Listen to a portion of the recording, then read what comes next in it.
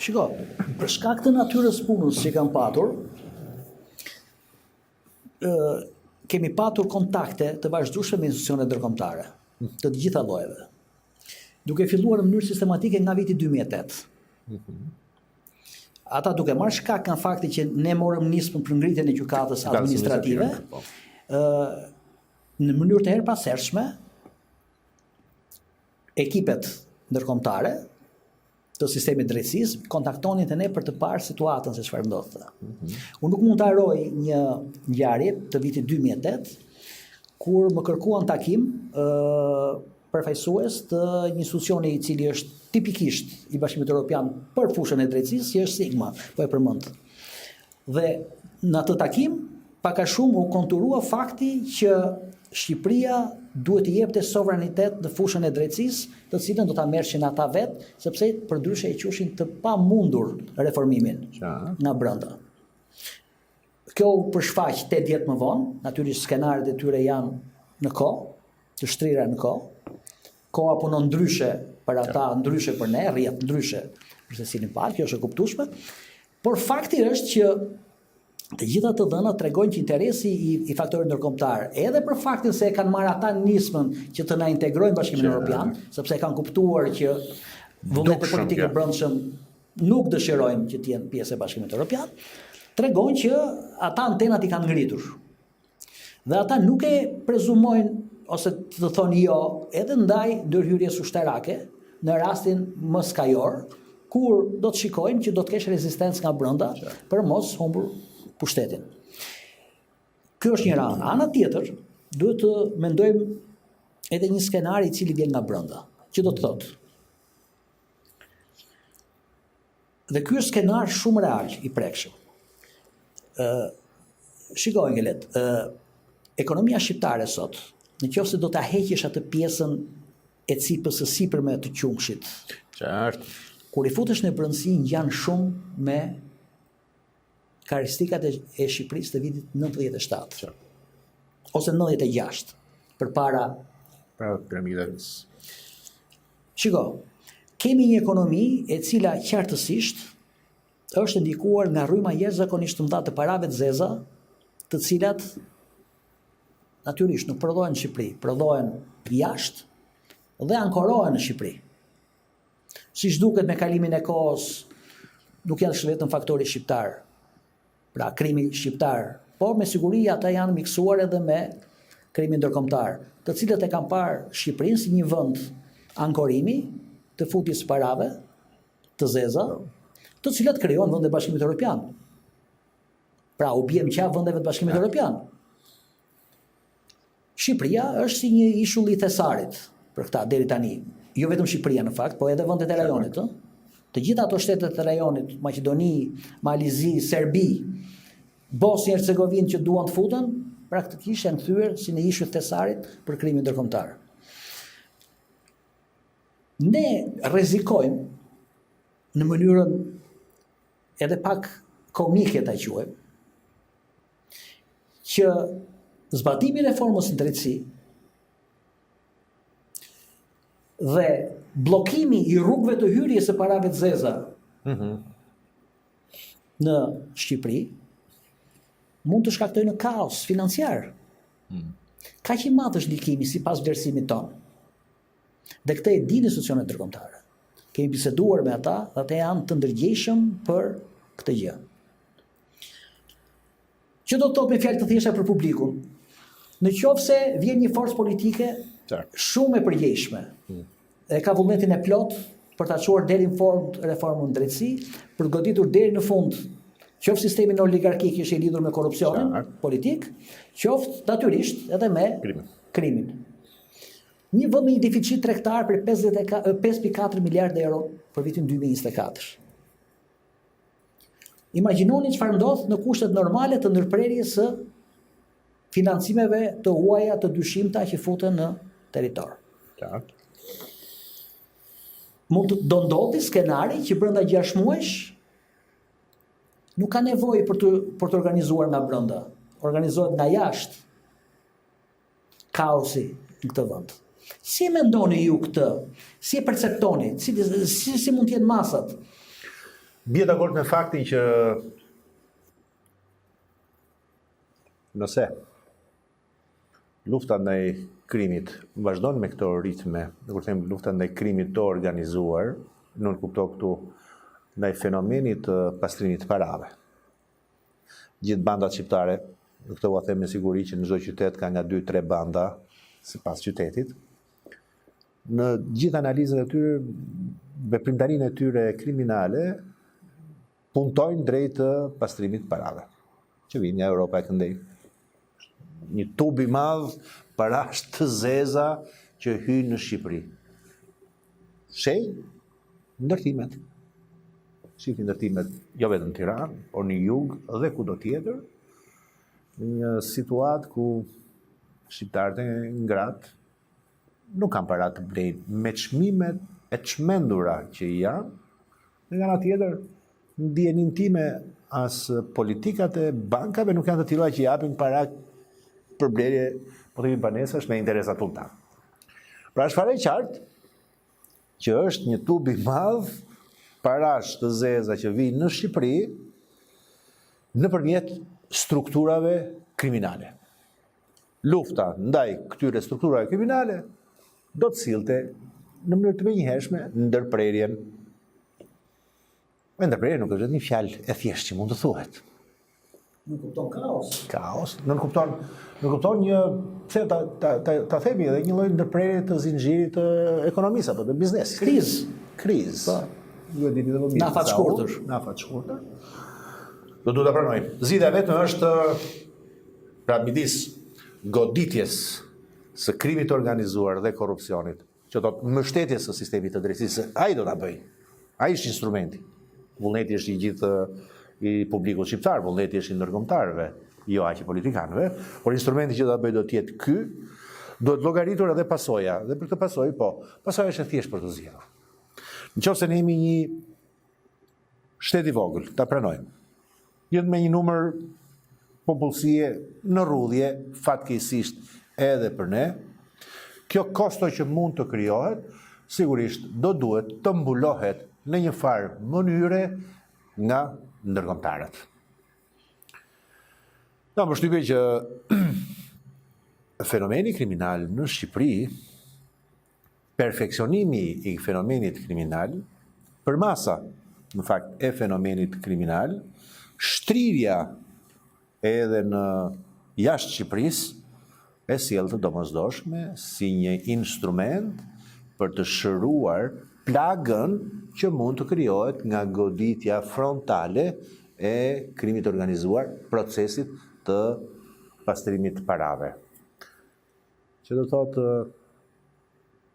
është më e mundshme kjo, se sa skenari që tham pak më parë i forcave, po themi ushtarake, është më e mundshme që ai vakum, ajo munges, ajo situatë e beft e mungesës së keshit në ekonominë shqiptare për shkak të ndërprerjeve të sferës së krimit organizuar të mund të mbulohet në mënyrë racionale nga institucionet ndërkombëtare, në mënyrë që të mos krijoj premisat e kaosit shqiptar. Besoj që kjo është zgjidhja që mund të krijohet në këtë rast. Ta them edhe gjë tjetër. Lufta ndaj krimit organizuar, lufta ndaj korrupsionit, apo më saktë lufta për të ndërtuar një shtet civil ku ligji të mbizotrojë, i ka dhe këto efekte, të cilat do duhet i pranojmë. Do duhet i pranojmë, sepse në raportin kosto-përfitim, sigurisht përfitimi është më i madh. Edhe tek e fundit, dakor, ajo pjesë e biznesit që në një mënyrë ose tjetër mund të afektohet, sigurisht do duhet të jetë e qartë për këtë element, edhe për këtë arsye them që s'po them mirëkuptimi, se në ekonomi pasi nuk ka nevojë për mirëkuptim, por që do duhet të ndërgjegjësohet edhe për këtë qasje apo pasojë që mund të vijë. Shqipëria është përballë një sprove të madhe në fakt. Po siç duket këto janë ciklet e historisë të cilat edhe vuan, por nga vuajtja dhe mëson. Dhe unë shpresoj që Shqipëria tashmë, kemi një cikël që po përsëritet, mas 30 vitesh ose mas 25 vitesh, Por edhe fakti që zhvillojmë biseda të tilla tregon që jemi pjekur në farë mënyrë. Më thënë se po merremi me thelbin e çështjes. Në finale mund të themi këtë gjë, që zgjidhjet janë shumë të vështira, kemi ardhur në moment shumë delikat, nevojiten për zgjidhje thelbësore, të cilat për fatin ton të keq, por mbase këto janë fate historike, që nuk i kalojnë vetëm ne, por i kalojnë vende të tjera, shtete të tjera, ne duhet që të kërkojmë ndihmën e partnerëve ndërkombëtar. Me 2 marrëveshje të mirëkuptuara paraprake. 1 për ndihmë ekonomike kundrejt marrjes së masave drastike për vendosjen e ligjit të së drejtës. Dhe së dyti të kenë edhe gjithmonë parasysh edhe mundësinë e sjelljes së forcave ushtarake për herë të tretë, siç thanë italianët në Shqipëri. Ne shpresojmë që mos shkojmë deri në këtë përfundim. Por unë kam frikë se po nuk u dhan shenjat e qarta të forcës. Edhe viti 2025 do jetë një vit problematik. Sipas asaj që thatë ju, që edhe në qoftë se këto zgjedhje kalojnë përsëri siç kanë kaluar deri tani, qeverisja nuk do ta ketë lehtë. Dhe përfundimi do jetë një rënje totale e ekonomisë, ato kulla që sot janë gjysmë zbaruara do qëndrojnë skelete, dek të gjitha të ekonomisë mund të rënohen. Faktikisht në këtë rast ndryshim nga 97 janë futur në lojë institucionet financiare, që atëherë nuk ishin. Dhe mund të kemi papunësi, mund të kemi lëvizje migratore të tjera. Kështu që situata është e vështirë, shpresoj që mos kalojmë deri në këto përfundime. Nuk e di, unë do doja në fakt me një zemër që t'ju uroja edhe forcës suaj politike që në këto zgjedhje të ketë sukses, qoftë duke thënë fjalën e saj. Falenderoj Gjigj për ç'më thua lidhur me po themi me fazën ku jemi para zgjedhjeve. Unë pranoj për pozicionimin ton si subjekt i ri elektoral, jo si personazhe të reja politike, nuk jam personazh i ri politik, as unë, as zoti Shej, as kolegët e mi, madje sa mirë që nuk jemi të rinj, ta them edhe këtë. Sepse më tepër se sa kur sot nuk kam më nevojë, ky vend sidomos nuk ka nevojë për eksperimentet. Duhet të ketë një minimum garancie tek përfaqësuesit e vet. Po themi edhe modestisht ofron një gjë të tillë. Po plotësisht dakord me të gjithë parashikimet reale dhe racionale që juve bët. Unë jam i bindur për faktin që kemi arritur në atë pikën e fundit të tranzicionit. Dhe kur them të tranzicionit, zua ta përdor në atë termin retorik, por në fundin e një cikli politik.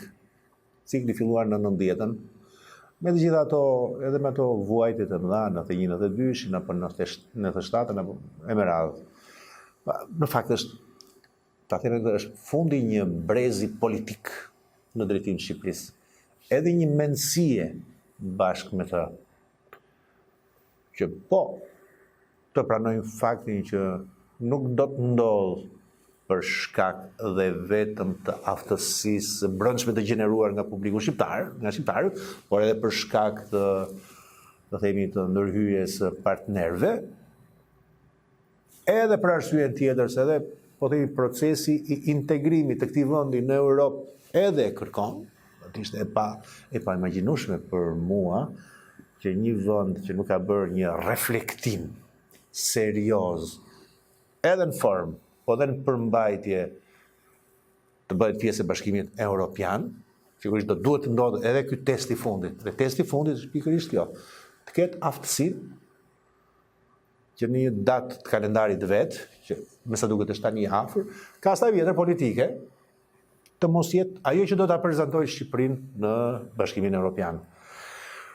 Pra, jemi në këtë fund, të themi të këtij tranzicioni, të paqartësisë më tepër, të paqartësisë politike. Tranzicioni nuk është domosdoshmërisht fjalë e keqe, është zhvillim, është dinamik, po të paqartësisë politike dhe këto kostot eventuale ndoshta janë edhe të nevojshme për të kaluar dhe këtë fazë finale, për të kthyer pastaj në normalitetin stabil edhe për epokën që do të vijë.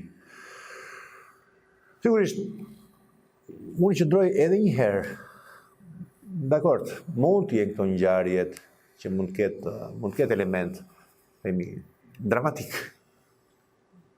Mundet, por se edhe aftësia imunitare e publikut shqiptare është e tillë që nuk do të lejojë që për masat e tyre të jenë si 97 apo 91 apo 92. Ama një gjë është e vërtetë, me thënë të drejtën. Konstatimi është shumë i drejtë. Gjithë ajo para e madhe, krimi, e droge, dhe korrupsioni. Dhe gjithë kjo masë e madhe, ndërtimi. Në një vend ku është pamundur të blesh 1 metër katror, Tiranë, domethënë ka rrjedhë dot një familje normale mesatare shqiptare nuk e aspiron dot. Sigurisht krijon premisat e këtij dramaticitetit të kalimit në një hapësirë apo epokë tjetër. Megjithatë, që unë shoh është rrugë pa kthim, s'ka zgjidhje tjetër. Eksperienca, të paktën mua, më mëson që nuk ka zgjidhje tjetër se sa rivendosja deri dhe me dhunë e ligjit, e shtetit, e institucionit, me mbështetje edhe të ndërkombëtarëve. Për sa kohë që me sa duket edhe për shkak të konjunkturës gjeopolitike, kufiri perëndim lindje është larg ndesh kur ne qartësisht jemi në perëndim. Kështu që sa mirë që të paktën krijojë një koshiencë publike dhe kontribojë të paktën në këtë koshiencë publike, edhe tani para zgjedhjeve që to themi gjërat, të paktën nga ata që duhet të themi gjërat, kështu e shoh, kështu e ndjej, për të pasur, për të hequr çik dorë edhe nga ajo hipokrizia e shtirur e politikës shqiptare, realiteti është diçka ndryshe. Kështu që me këtë fytyrë do dalim, me këtë fytyrë do të jemi dhe urojmë jo vetëm në mirë kuptimin e shqiptarëve, po të paktën që ata të reflektojnë realisht për momentin historik se ku vendi ynë është sot.